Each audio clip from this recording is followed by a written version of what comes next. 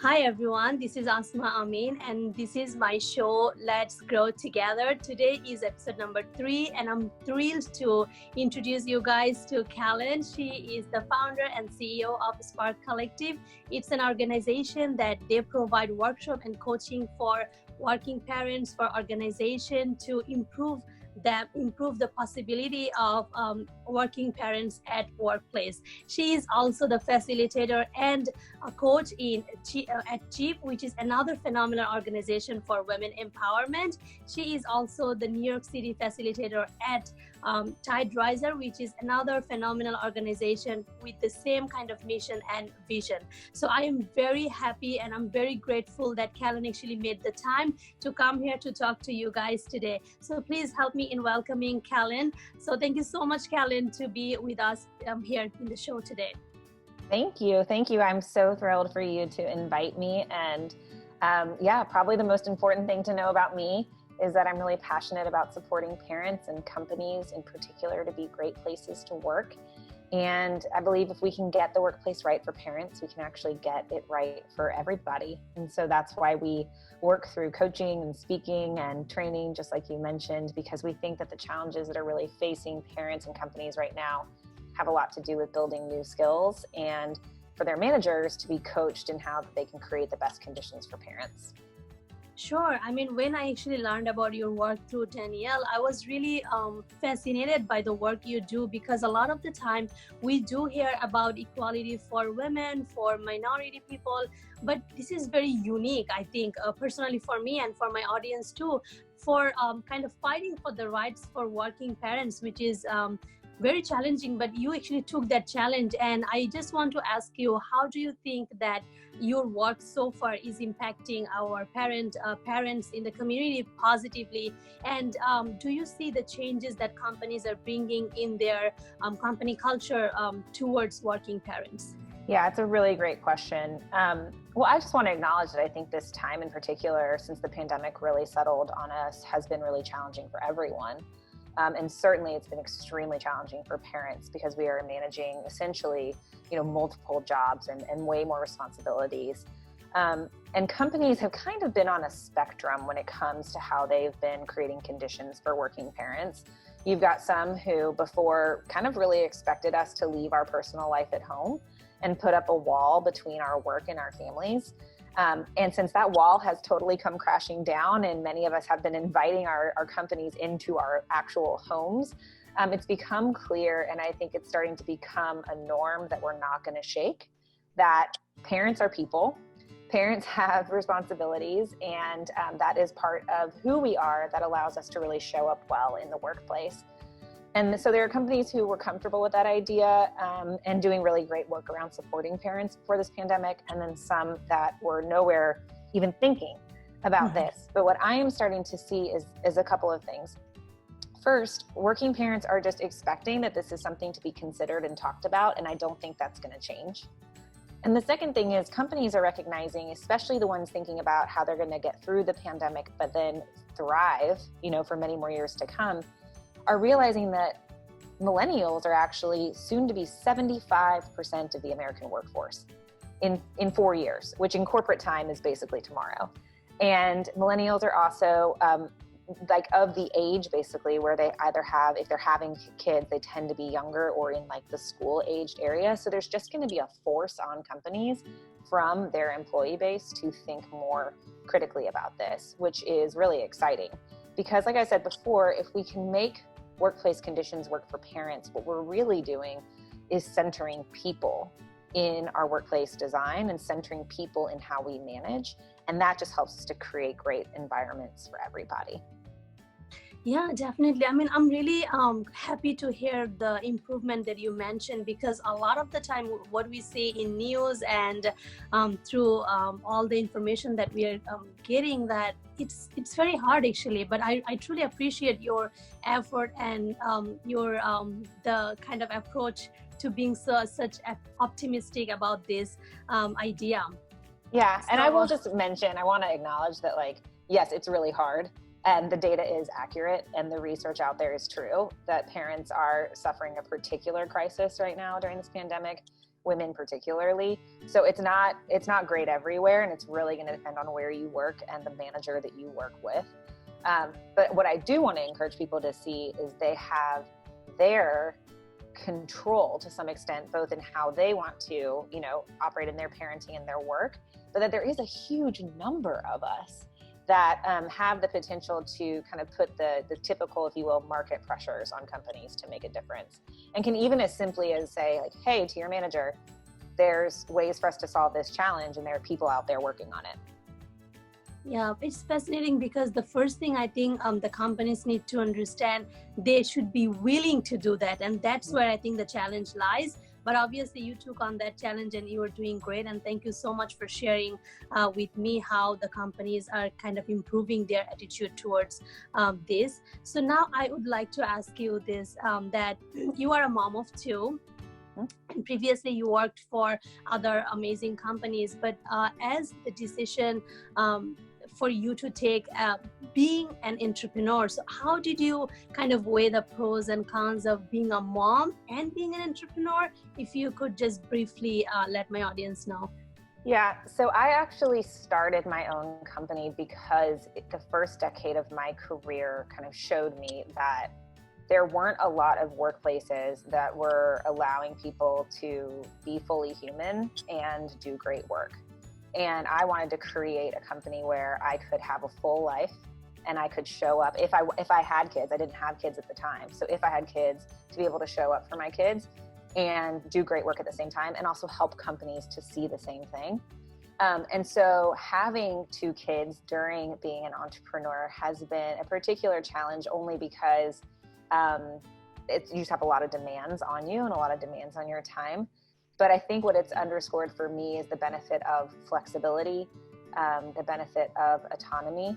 It is a bit challenging to be solely responsible for the success of the organization, and that puts another kind of layer of challenge to it. But basically what I did is I asked myself, what do I want my perfect week to look like? And after I envisioned that, I then dialed down into what kind of work should I be doing and in what kind of company.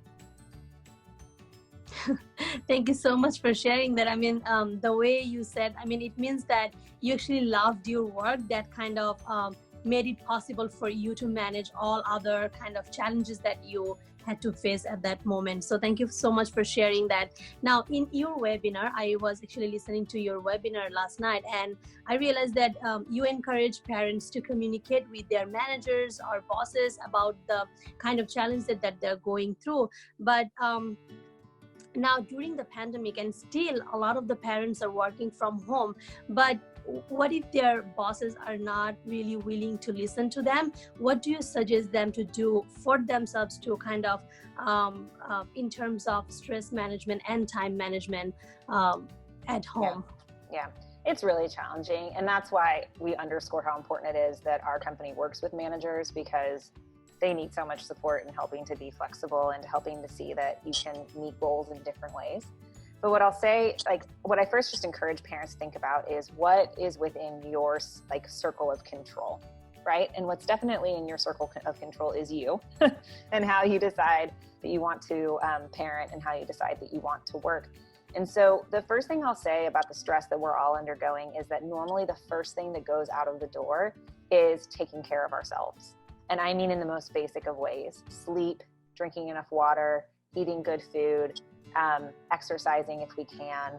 And so my first suggestion is to actually go back to those things and to be sure that we are scheduling ourselves first, because it's the way that we combat stress. And it's also the way that if you're starting to feel burnout, that technical psychological term, that's how you first address burnout, is by taking care of yourself. But then the second suggestion is actually a little bit of an exercise, and I'll go through it quickly. I suggest that parents keep a piece of paper next to them and write down every single thing that they do over the course of a 2-week period and how long it takes for them to complete it. And after 2 weeks, they can look back and start to see first, how are they really spending their time? Because a lot of us don't really know how we're spending our time unless we record it. And then they can ask themselves 3 questions. The first is, what do I not need to do right now? what can I just stop doing completely because it's not really serving me or my family? The second thing is, what could I do differently? So am I doing something multiple times a week that I could do one time a week? Or am I baking something when I could buy it? Doing that kind of dance of like leveling it to different levels. And then the third thing is, can I ask for help? Which is very hard to do right now, depending on how broad your community is. But an example I use is all of the kids in my apartment building go to the same public school. And so parents could rotate who takes kids to school and picks them up because they're already hanging out with each other anyway. And that saves folks some time. So I really think first it's just understanding like, how are you doing in your basics, food, water, exercise, and sleep? And then second, how are you spending your time and can you make any adjustments?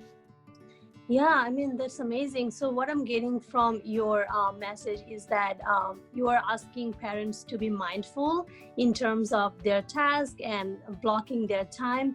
That's really amazing. I think it's a great reminder for a lot of the parents who are actually working on time management, and for those who maybe didn't give a good thought on time management. So thank you so much for that. But I would love to add a little bit of point in the previous question that, so how do you suggest a parent to communicate with their boss when they didn't kind of see any kind of effort from their bosses to communicate with them, but they want to communicate? So what could be the approach in terms of that? Yeah, so it's such an important question, and I really appreciate you asking it. We actually teach a class on this and coach people on this kind of communication because it's pretty, it can be a nice framework process for people to use. And a lot of it depends somewhat on the work you do and who you work for and your relationship with your manager.